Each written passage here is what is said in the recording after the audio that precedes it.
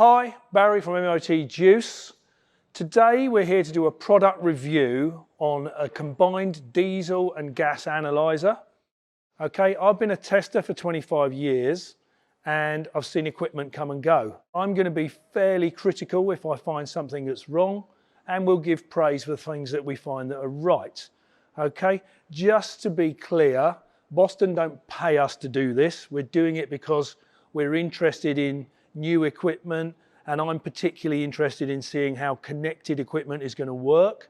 So they've been kind enough to lend me this equipment, and they've allowed me to keep it for a couple of years, because what I want to do is I want to revisit it in the winter and in a year or so's time and see how it's standing up and add those reviews to this review. Okay, so what we'll do today is we'll unbox it, we'll look at how we get it connected to the DVSA, then we'll probably do a diesel test and a petrol test and see what we find along the way. Let's get into the video.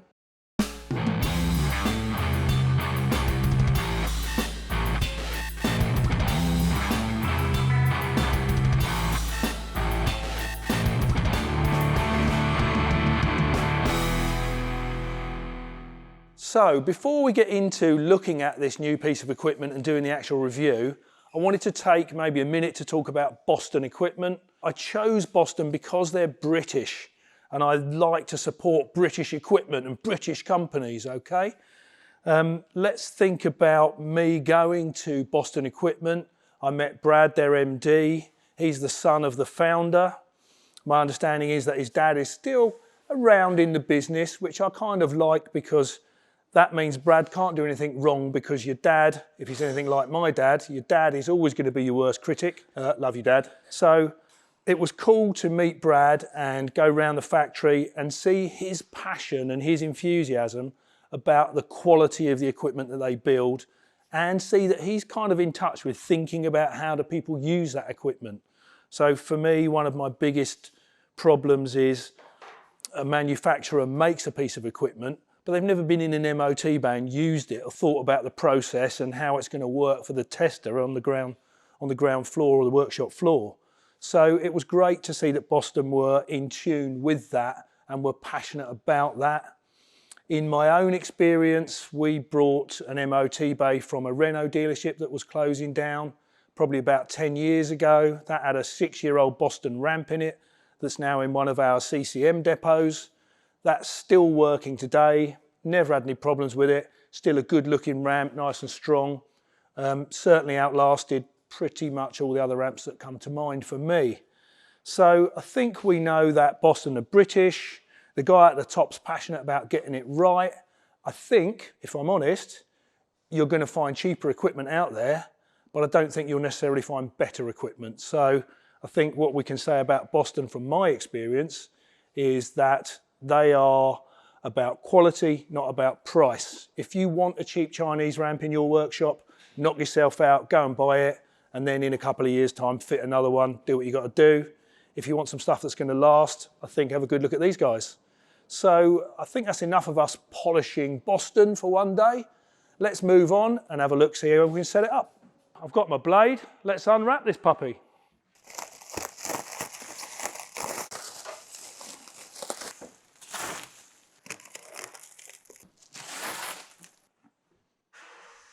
Well, there's a promo video. It looks nice, it's shiny, I like the yellow. Let's ask Rory, who's here from Boston, to put it together for us, all part of the service. And then we can see how it works and get it connected to the DVSA. See you there. Don't forget to like, subscribe and hit the bell button so you can get more product reviews from MOT Juice, or get access to great training videos that we put on YouTube. Okay, so we've got everything out of the box, plugged it all in, which was, you know, plug and play type stuff. I think whether you're buying it direct or whichever, you know, a Rory from the Boston will turn up and put it together for you. So let's have a look at what came out of the box. Up here we had the base station. It was pretty smart looking. It does what it says on the box really. Keyboard was a bit clunky. I might put a nicer one with a plastic cover on. The mouse, annoyingly, which I find with everybody's equipment, the mouse sits here in front of the keyboard. So I don't normally type and mouse, I always want it over there. But I guess they wanted to have a nice round top to make it feel good. So we'll have to put up with that. I think once we get into it, we can probably use the up, down and side to side buttons rather than the mouse. So the interface was pretty easy, pretty straightforward. The trolley feels okay. Not much to report about it. Inside it, we've got the PC that does slide out. Boston are making their own PCs now. It's quite a nice little box, easy access, which I like. And I think they're going to keep it that size so they future-proof themselves a little bit. The system is all set up to go to a network printer or a printer somewhere. I'm guessing that most of you will have a printer in your MOT office or by your MOT desk. So it's really looking towards you using that printer rather than having one in here. If you had to have one in here, it'll be that typical thing that I see with our wheel alignment kit, every other bit of kit we've got. The printer doesn't fit very well. It's not easy to use. It's a pain in the arse to have it in there. But if you haven't got a network printer, then I think you're going to have to shoulder that. There is a tray there for putting your paper in, which was there apparently when they used to have printers in these things. So that's cool. It's got a bit of storage down there where we can throw stuff into later on. So that kind of covers the actual base unit.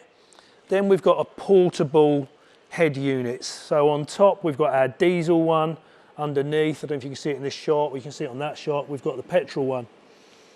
The diesel one, for me, I don't like very much because it's tethered to this trolley. Okay, the lead on it at the minute is that lead there. Let's pull the stuff out of the way and so we can see it. That's the lead there. So it's got enough for me to lift it onto the floor, but I can't go any further. So we're chatting with Rory, our engineer.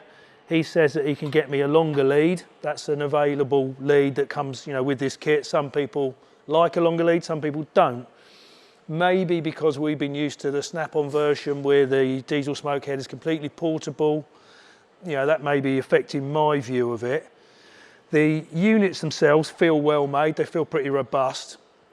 Talking to Rory about hardwired versus completely portable is the fact that the battery life in the portable ones, maybe 3, 4, maybe 5 years, and you're going to swap out the battery, which for me, with my older analysers, we were renewing them every 5 years. Boston, because they're trying to build the quality and the longevity, Boston are saying, we want it like this because it's going to last you more than 5 years. So that's quite cool, and I think maybe we'll get used to it. For us in this particular site, our class 7 bay, just over adjacent, is about that much lower than our class 4 bay. So the trolley's going to be a bit fractious of getting it up and down that ramp every time. And of course the trolley is plumbed into the wall, so you've got to have a power to it all the time.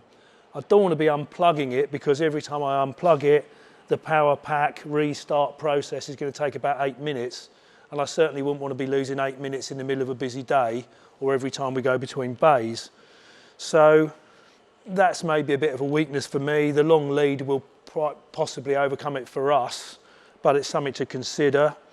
The petrol head further down, again, don't take it off the unit. It's on a short lead, but I've got a 7 metre long hose. 7 metres should do me because I've got a bit of portability in the trolley plus the lead, so I think I'm going to be okay with petrol tests. We did have a quick look at the service process on this diesel head. It was very simple, a couple of little things there to open and a service process, quite easy. The only other part that came with the kit is this fella here. So this is the communication between the EODB socket and the main head unit. Okay, so this is talking to that. I don't really need to use this at all. For me, I'm going to throw it in the bottom of there later on and leave it in there. It does need to be charged up occasionally. It will last as long, well, depending on use, I guess. So I would be leaving it in the bottom of the main trolley on charge and forgetting about it. So this will facilitate my EODB readings and communicate them back. If I can't get an EODB and I need to go old school, well, let's have a look at that. In the kit comes a lead to attach to that, go on the battery to pick up the RPM, quite simple if the battery's under the bonnet. We've got the good old-fashioned magnetic pickup. Again, most modern cars covered in plastic and made of aluminium. Not sure where I'll be putting it, but that's an option. I'm going to throw these in there now. And we've got the traditional oil temperature probe. That's the one I'd probably be using. But then we're seeing cars now with no dipstick. So, you know, pick your battle. I don't know what's going to be easiest. Everyone's going to be different. But everything's there. It's pretty easy to use. It was point and shoot easy. One nice little thing. Let's look at the good stuff. This is the petrol sniffer. You can pop it inside its own handle, look, just like that. It's got a little O-ring in there so that I can do the leak test like that. That feels like a cool little win there. We'll leave that up there. Beyond that, I think a pretty sturdy little trolley. It wheels around quite nice. It's got big enough wheels on it. The other trolley's got reasonable wheels on it. They're not sort of half-assed little tiny wheels. On the back, which I think I've retrofitted to most analysers that we've ever owned, is a really good sized water trap. So, you know, I can't believe every manufacturer is not fitting them. At least Boston have had the good sense to put it on from the very get-go, because they realise that water is always going to be in the system. Beyond that, not much to tell about the stuff that we've got out of the box. In a moment, we'll jump into seeing how we get our connected key from the DVSA and how we enter that into the software. That should get us live. We'll see if we can then find an MOT test and actually use the equipment. See you in a minute.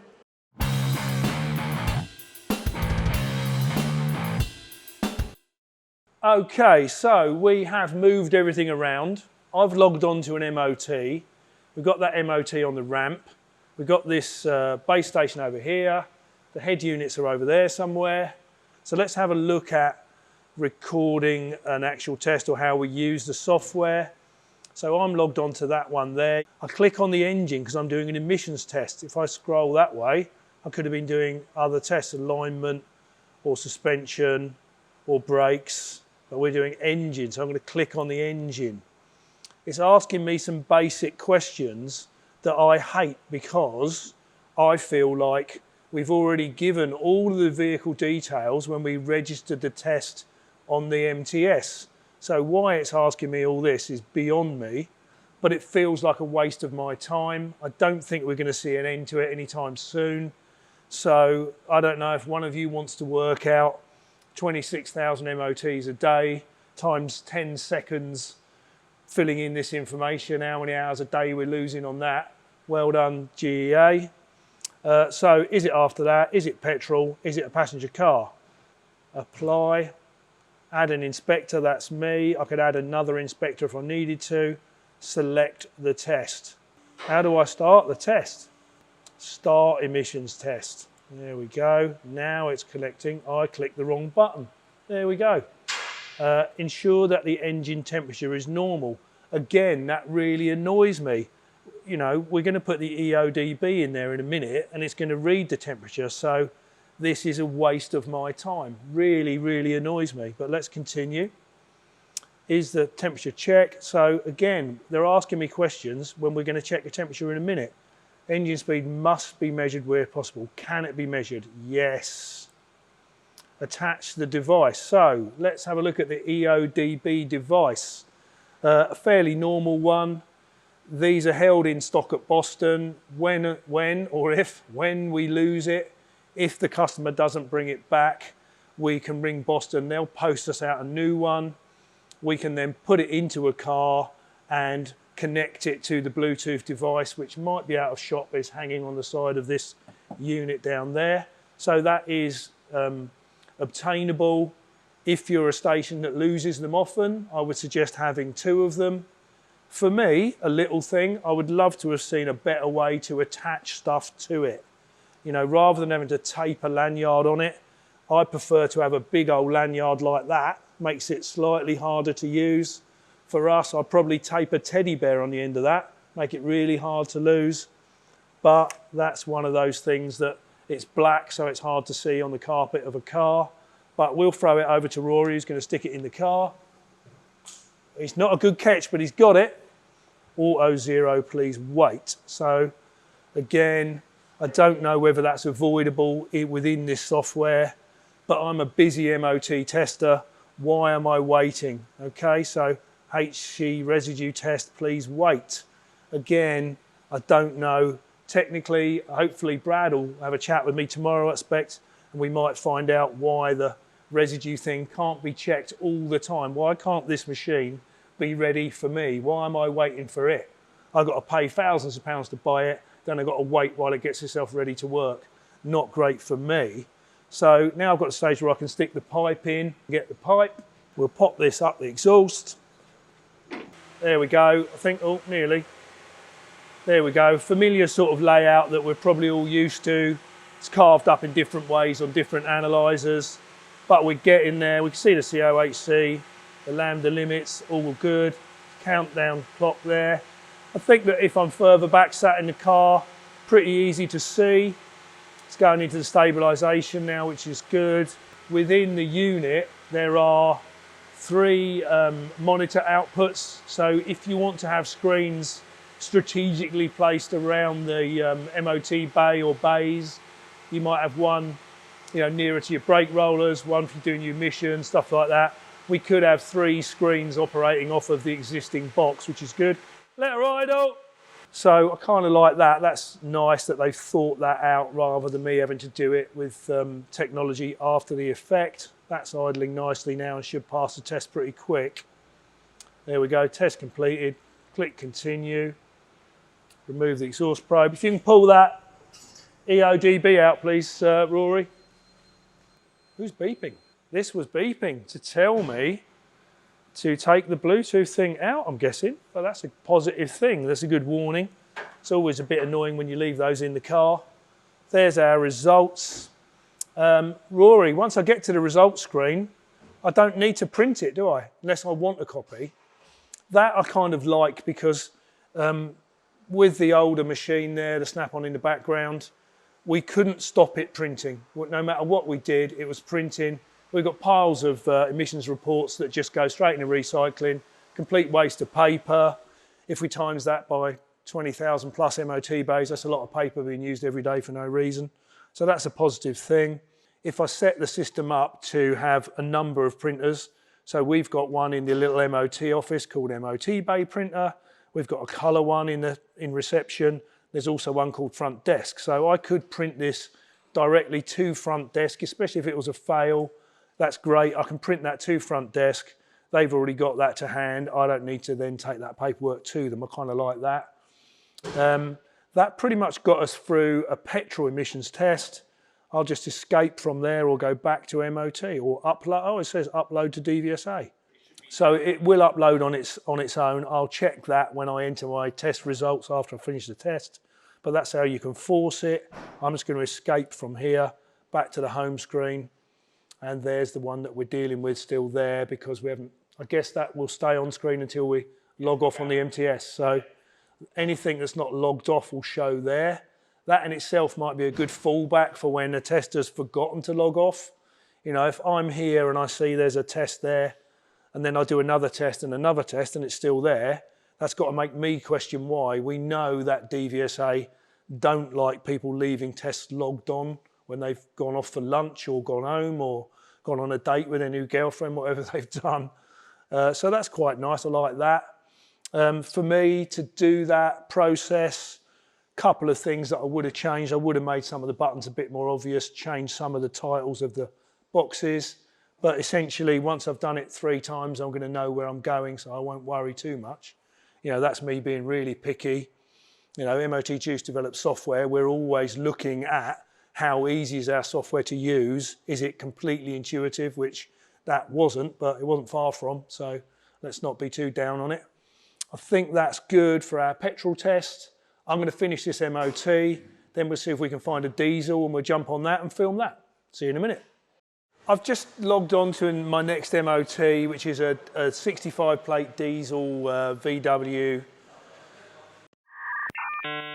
van. I think what we won't do is we won't go through all of the data entry. I think there's just one cool bit that I wanted to show you. So it's already that vehicle there. I'm going to select it. We know that it's a diesel, it's a Cat A, test mode is automatic. It's got this section here called test sensitivity. So we can choose high, low or normal. So where we've got a lot of the later diesels, there's really very little coming out of the exhaust pipe. They're not like good old-fashioned vans of 20 years ago that would give you an opacity reading or a smoke reading even at idle. So if I've got a late BMW, VW, you can't rev, anything that you're struggling to get a reading on, you can set the sensitivity to high. So that will tell the head unit, the diesel smoke head, to take a very high sensitivity reading. So it's reading smoke, so it can see the particles in the smoke. It's also sensing heat. So when you do the acceleration, it can feel the change in heat coming into the smoke head. It's also testing pressure as well. So that smoke head that I'm not going to go and grab is a fairly sensitive piece of equipment. You know, it has evolved as this equipment becomes newer.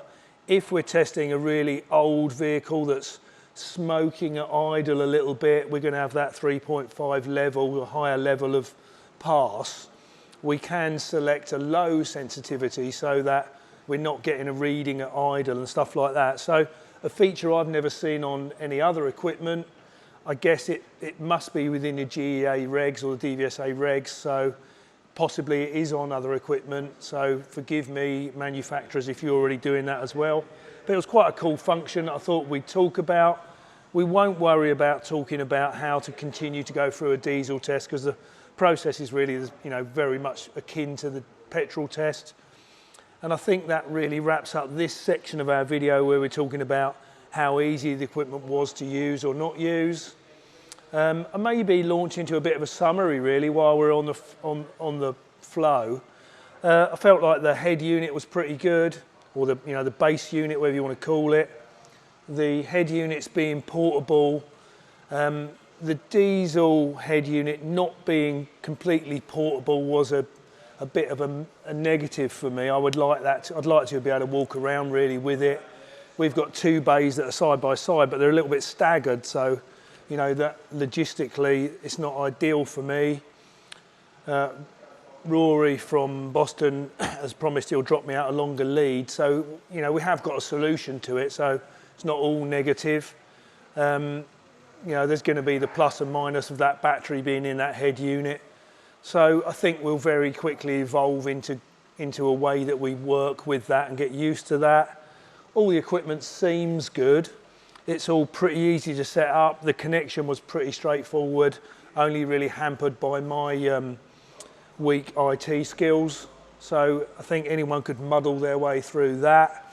Even if I had to be on the phone to Boston or dialed in for a bit of support, I think I would fairly quickly have got there. Beyond that, all the equipment seems pretty good really.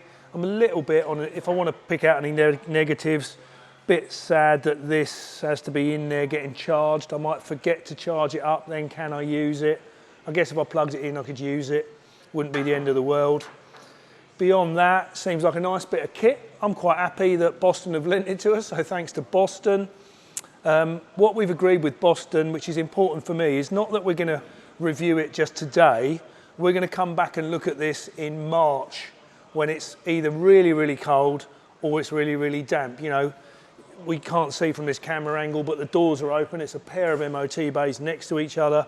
We don't heat in here because it will be just blowing heat into the atmosphere. So it does get damp. You know, we do get drips off the roof. It does get very, very cold at night. So we're going to see if this machine will stand up to that, and we'll do a subsequent video that, if you're watching this after March next year, will probably be in the auto playlist. You'll be able to see that. And we'll come back and visit it again in 18 months' time and see how it's lasted, see how it's standing up. Because for me as a tester, I want to be able to give you reviews that not only show what it's like out of the box when it's new, and we've got Rory from Boston here, so there's hardly anything could possibly go wrong. Let's see what it's like in a couple of years' time, see if it's standing a test of time.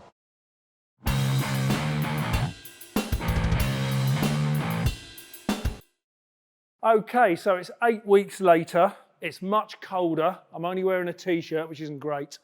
Let's have a quick recap. So it's been 8 weeks. We've had no problems with the machine at all. It's been working very well. Most exciting for me, we've had no problems with the connected part of it. So all of the interface between the emissions test and the automated send of the results up to DVSA has worked. When you get back to the PC to enter your test results, there's a separate section that says, emissions test here, so you can still see it and you can confirm in your mind that it has been sent. So that all worked really well, and I'm quite relieved about that actually. I was a bit worried about going connected. To recap on the machine a little bit, I did ask the guys at Boston to send me a longer lead, which they did. That's a nice long lead. Means that where the base station sits, we don't need to move it to do diesel tests. We can usually reach both bays. It did have, which we talked about on the back of it, a water trap, which is working very, very well. Look at that. I can just go, yeah. I imagine that without that trap, the whole thing would be falling over quite soon. Not much else to say about it other than, yeah, it does what it says on the tin. It works very well. The warm-up is as all the others. There's a couple of other features that we should just go over, which we'll do on the base station. We'll chop to another video and do that. So a few things that we didn't cover in the main video that I think we could cover now quickly. We have the ability on the software to send a help request direct to Boston. I quite like that because you know that on a busy day, the testers will all be working, I'll be at a different site, and they won't be able to call on me. I'm not going to come drive all the way over here and deal with that. It means they can contact Boston. Boston will deal with it or log in themselves remotely, help us get over that problem. So the tester retains some control over dealing with a hiccup or a problem. It's got another feature there to activate remote assistance so that Boston can dial in and deal with stuff. The ability for them to dial in also allows them to upload the emissions database updates when they happen. It seems like they haven't happened for a couple of years, but I think it's something that will come back around. We used to get an annual database that you have to put in and run through a sequence, so they can do that behind the scenes. Another cool feature, as you finish doing an MOT, you had the option to email it. Either we could email it to front of house or email it to the customer. If you're doing trade MOTs, we do a few trade ones. Emissions fail, that repairer might want a copy of the emissions fail to give them an idea on what they got to fix, especially on petrol cars. So it gave us the ability to do that, and also to go in the database and look back historically, maybe a month or so back, and send an emissions printout to someone who needed one from there. So a few features on there that aren't possibly on other analyzers that I've used. So that kind of wraps up the little follow-up video. Thanks for watching. Remember, we're testers, you're testers. Let's stick together.